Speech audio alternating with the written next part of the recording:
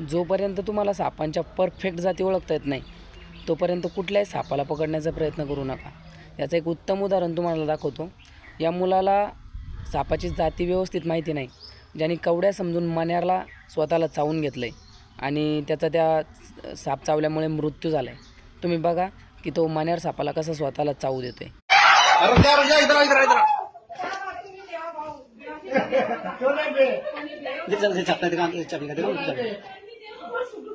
अरे बापरे, कोणता आहे हे?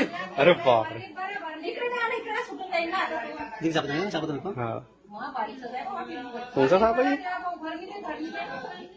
अधिक चाप है ना चाप चाप चाप ना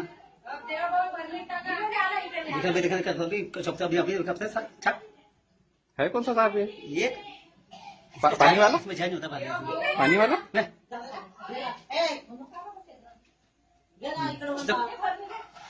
चलो पार.